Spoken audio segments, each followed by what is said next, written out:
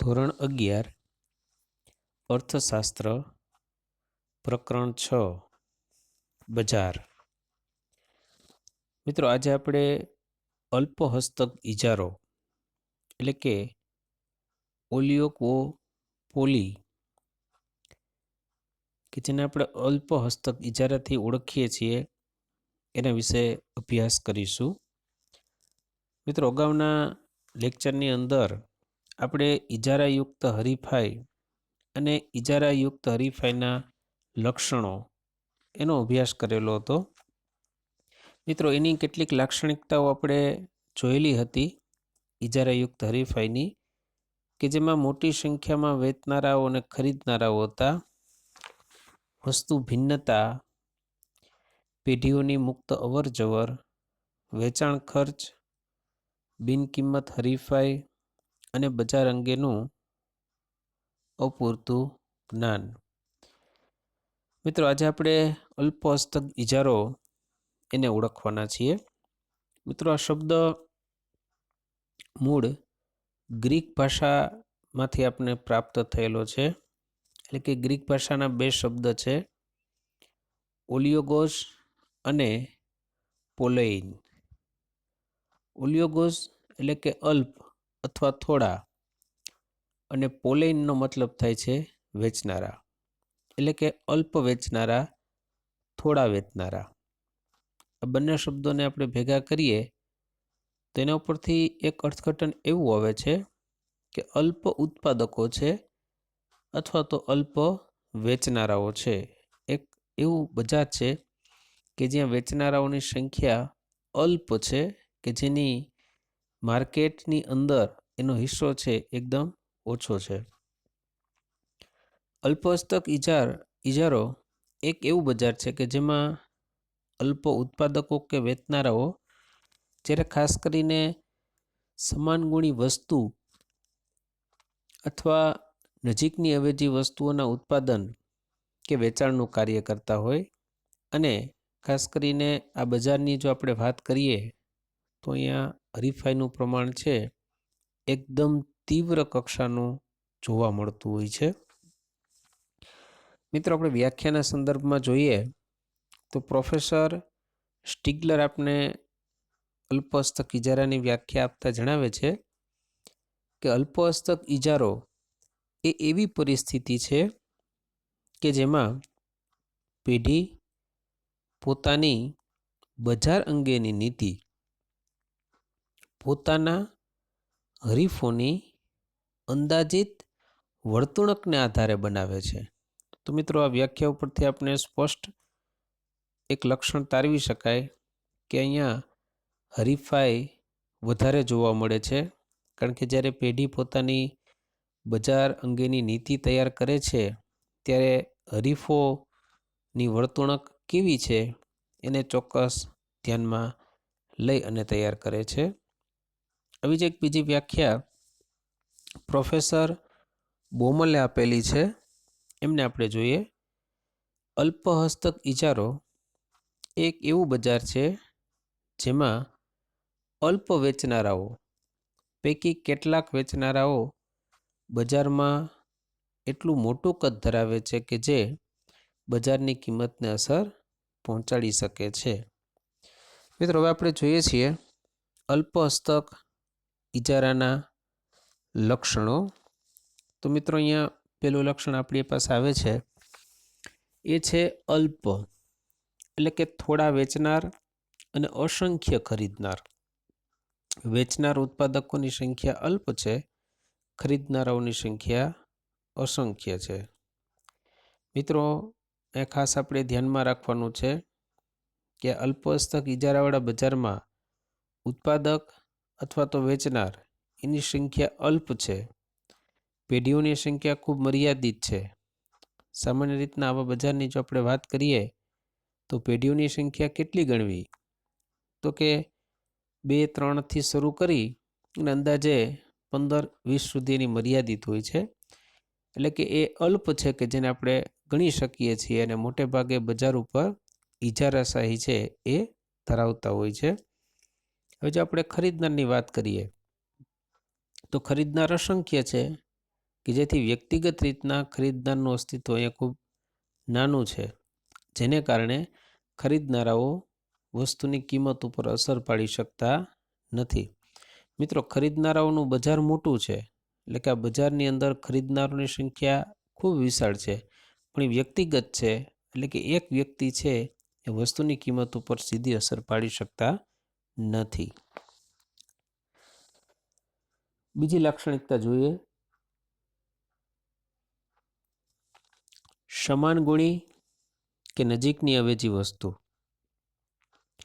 અલ્પ હસ્તક ઇજારાવાળા બજારમાં સમાન ગુણી અથવા તો નજીકની અવેજી વસ્તુઓનું ઉત્પાદન અને વેચાણ કરવામાં આવે છે.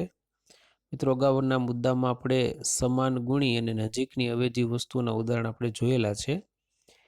જ્યારે બજારની પેઢીઓ સમાન ગુણી વસ્તુનું ઉત્પાદન કે વેચાણ કરે ત્યારે બજારને સંપૂર્ણ અલ્પ હસ્તક ઇજારો કહેવામાં આવે છે.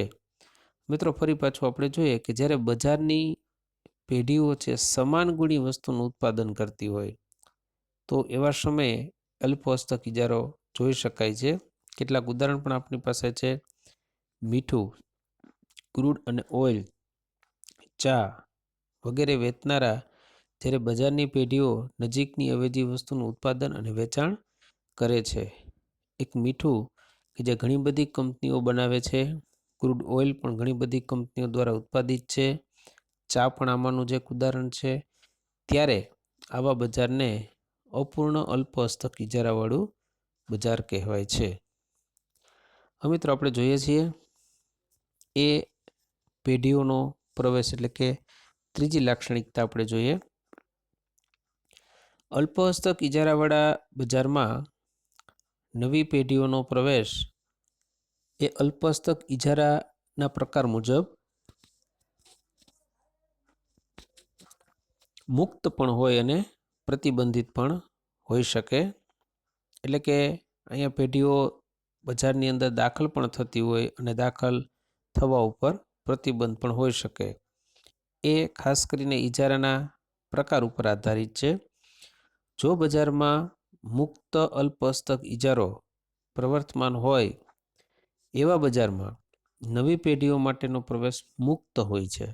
એટલે કે ગમે તે પેઢી છે એ બજારની અંદર આવી અને પોતાનો ધંધો કરી શકે છે. પરંતુ જો બજારમાં પ્રતિબંધિત અલ્પ હસ્તક ઇજારો પ્રવર્તમાન હોય ત્યારે બજારમાં નવી પેઢીઓનો પ્રવેશ પ્રતિબંધિત હોય છે. તો મિત્રો, આ રીતના અહીંયા પેઢીઓનો પ્રવેશ છે મુક્ત અને પ્રતિબંધિત છે. આપણે જોઈએ છીએ ચોથી લાક્ષણિકતા, વેચાણ ખર્ચ. મિત્રો, વેચાણ ખર્ચ એટલે શું?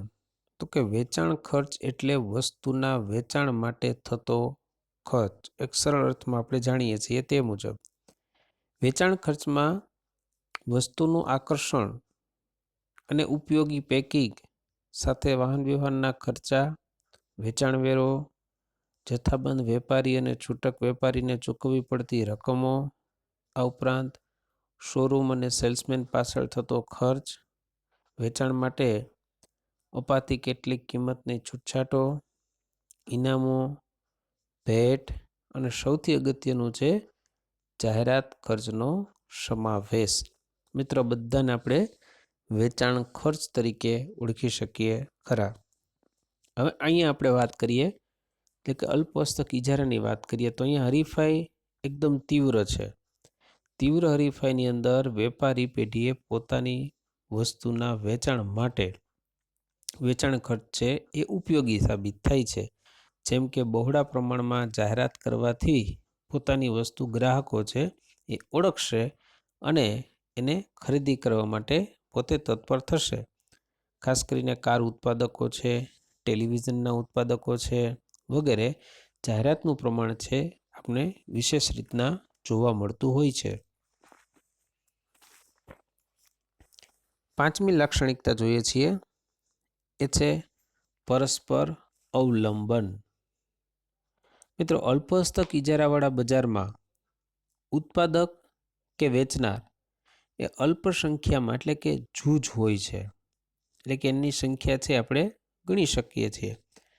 અહીં ઉત્પાદક કે વેચનારની સંખ્યા ખૂબ ઓછી હોવાને કારણે તેઓ એકબીજા વિશે જરૂરી માહિતી રાખી શકતા હોય છે.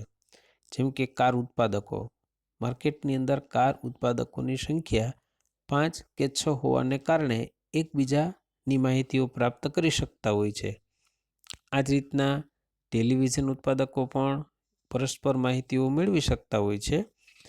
આ બજારમાં ઉત્પાદક અને વેચનારાઓ જ્યારે તેઓ એમના હરીફ પેઢીઓના વસ્તુના પ્રકાર અને ગુણવત્તા ઉપર પણ ખૂબ ઊંડાણપૂર્વક એટલે કે ચાપતી નજર રાખતા હોય છે. મિત્રો, આવું આપણે ખાસ કરીને ટેકનોલોજી સાથે ઉત્પાદન કરતી ઘણી બધી સેવાઓમાં આપણે જોયેલું છે અથવા તો વસ્તુઓમાં આપણે જોયેલું છે કે જ્યારે હરીફ કોઈ પણ ગુણવત્તામાં ફેરફાર કરે અથવા વસ્તુના પ્રકારમાં જો કંઈ પણ ફેરફાર કરે તો એની સાથે જોડાયેલી સંલગ્ન પેઢી અથવા ઉત્પાદકોએ પણ એવા જરૂરી ફેરફાર કરવા પડતા હોય છે. એટલે કે અહીં હરીફોની વર્તણૂક પર એક અથવા બીજી રીતના અવલંબિત અથવા તો આધારિત હોઈ શકે ખરા. છઠ્ઠી લાક્ષણિકતા આપણે જોઈએ છીએ એ છે કિંમત ચુસ્તતા. મિત્રો, અલગથી પણ આ પ્રશ્ન પૂછાય છે. ખાંચાવાળી માંગ રેખા ખાસ યાદ રાખીશું. અલગથી પણ આ પ્રશ્ન પૂછાય છે પરીક્ષામાં. મિત્રો, અહીંયા એમની માંગ રેખામાં ખાંચો કેવી રીતના પડે છે તો એ આપણે અહીંયા જોવાનું આવશે. અલ્પહસ્તક ઇજારામાં પેઢીઓની સંખ્યા તો કે અલ્પ અને પેઢીઓ કેવી તો કે પરસ્પર અવલંબિત.